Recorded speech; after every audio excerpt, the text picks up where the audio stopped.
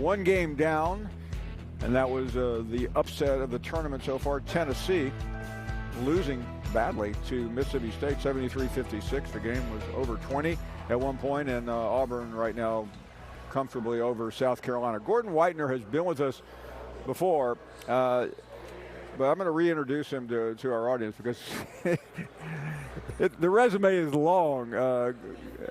Came in contact with Gordon a couple years ago in Knoxville, and he is I don't think there's an easy way to describe what you do. You're a very incredibly successful businessman. You certainly are in the sports world, but we'll get to that in a second.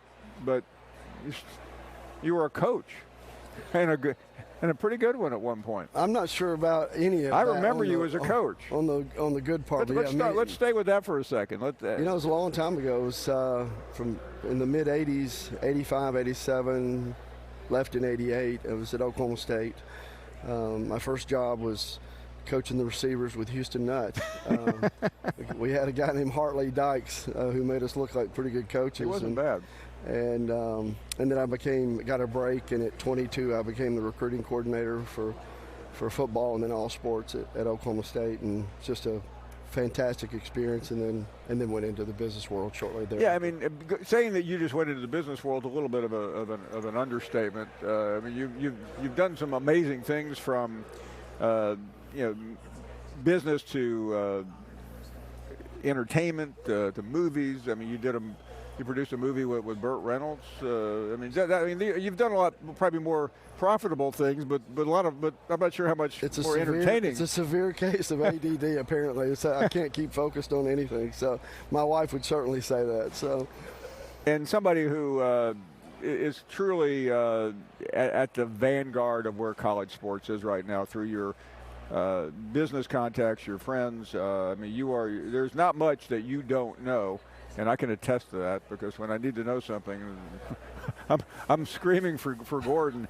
Gordon, let's talk about where college sports is right now, because we had the commissioner on a few minutes ago. Everybody has serious concerns, but you've lived it as a coach, as a businessman. Where are we? I mean, we're in a tough spot, but it's anytime you have that, I think it's opportunity. There's a tremendous amount of opportunity. I'd say college football in particular has never been more popular. But as everybody knows, unless you've been under a rock, we've got some really systemic issues that have to be dealt with in a hurry. And I mean like immediately, or this thing could go the other way in a hurry. And I want to ask you what that means, because every commissioner I've talked to, every college president, they all talk about the issues facing us, the legal juggernaut. What could, I hate to be Armageddon here or doomsday, but what could happen? Well, I think the worst issue, because I see it from the business standpoint, is there's not enough money to go around. That's I'm certainly concerned, and I think all the conferences are, about minor sports. I'm certainly concerned the effect that all of this has on women's sports. All the things that are really starting to get their groove on. Right.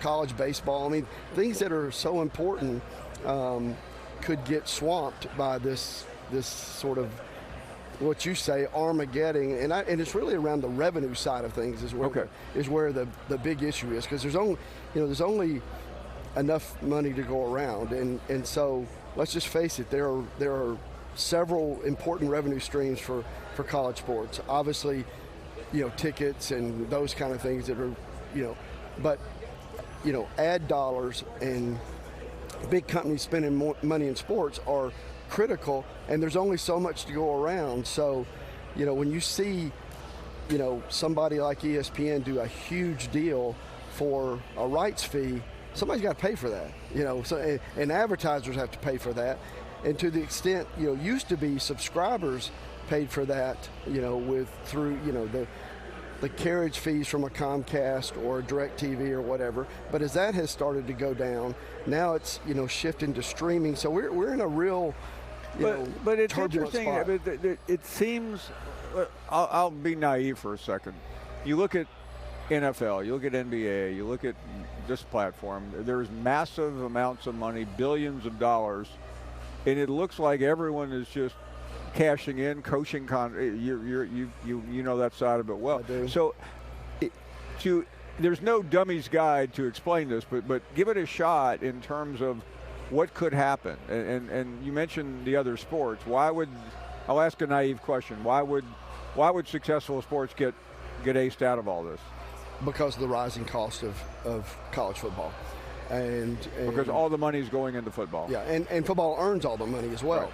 So exactly. I don't think it's any secret, certainly not to your loyal listeners, that college football really supports every other sport, including for the most part college basketball. Which is shocking. Yeah, there's a handful of college basketball programs, and a few of them here that can stand on their own. But the reality is, college football drives college sports. Period. End of subject. So now, with players wanting a share and earning a share, now you start to the dollars that can be spread around for other things just aren't there.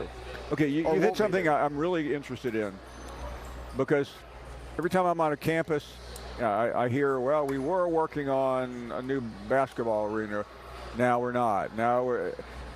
This money is all going into football. It's all going into collectives. It's all going into supporting the system, which feeds the beast. So what's happening to everything else? And is that where we are? And they're for the most part, that's the issue. Okay. So put yourself in. You're a donor at XYZ University. You have athletic gifts coming at you. You might have the university coming at you for, if you were in the business school, and then, oh, by the way, you donate to athletics, and then now you've got this new entity that says, hey, we need some money out of you because we need this quarterback over here really badly. And so at some point there is people are tapped out.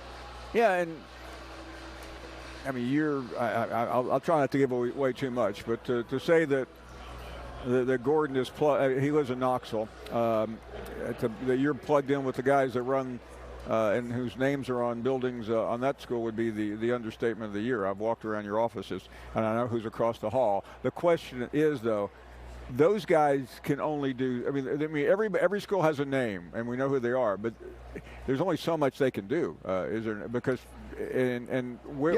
because this thing, when the Supreme Court ruling came out, it just opened the floodgates for everything. It got wild and woolly. Now, the last time you and I spoke about this, I placed the blame, and I still place the blame at the NCAA's feet. They've ignored this issue for 40 years of player compensation. Back when I was at Oklahoma State, it didn't take a genius to figure out that we were recruiting kids from, inner city Dallas or New Orleans or wherever, and you bring them to a college campus, and immediately you got overzealous alumni. I mean, this has been a powder keg for a long time. The NCAA, for whatever reason, decided forever and ever and ever that this is an amateur game, and no money to anybody. So as you know, you had cheating, you had NIL way before NIL, but now, with this Supreme Court ruling, it opened the floodgates so that anybody can play. And so we're here, and you've heard Coach Saban. You're close with him, and you probably know him as well as anybody. He's on Fox News last night. I mean, that's a guy. I mean, there need to be some really great people at the table right now solving these issues, and that's a guy that needs to be there amongst these conference commissioners. But, okay, so what Nick Saban said, what I've seen all the commissioners pretty much say the same thing. Yeah. But then you start trickling it down, though, Gordon, and there is this disconnect. And if Congress doesn't bail them out, and there is a million reasons why they're not going to right now. I'm not a fan of Congress bailing them out. I prefer Congress. But is there any other way?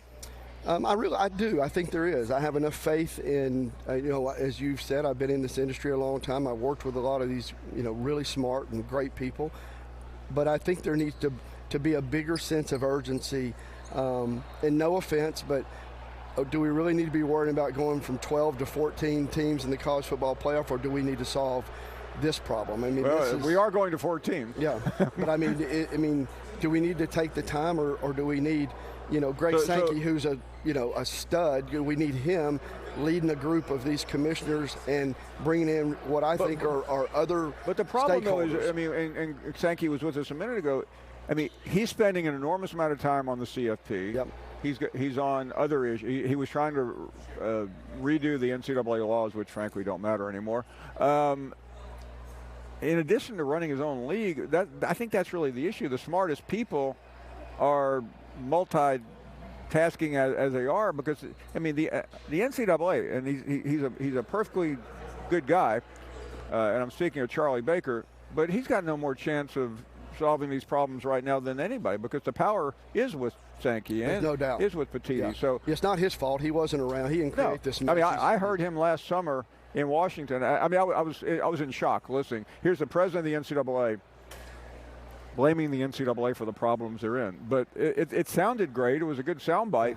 But I mean, I almost think it's too late, Gordon. I don't know, Paul. I mean, I'm a glass half full guy always, and so that's. I appreciate that. I think that really there are. I know.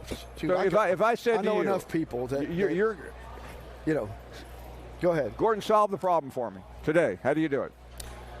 Well, certainly I wouldn't do it myself. There are too many smart people. I would immediately convene what I think are 10 to 12, because I don't think it can be bigger than that, of the smartest people, and I'd include, your employer. I'd include ESPN, people that really, have a stake, at this, and people that are spending money.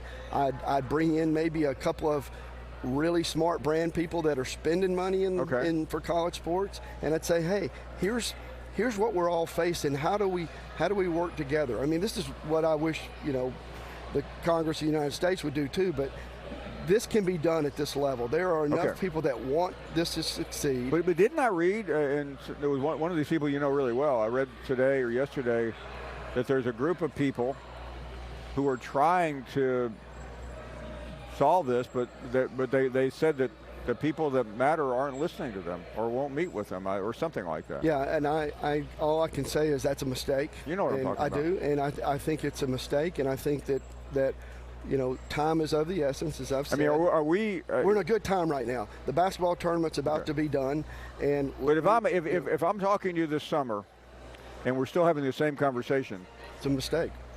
This spring it's late. This spring it would be late then. This spring is the opportune time for really smart people to get together and say, here's the future. Because in your business, we've got another macro issue, which we talked about yesterday, and that is, how are people 5 years from now going to consume sports or television or anything? Right. How are they going to consume content? Today, we've got a mixture of, you're seeing this, these games on ESPN, and but you also are seeing other games online being streamed. You see the, and it's, well, let's do this.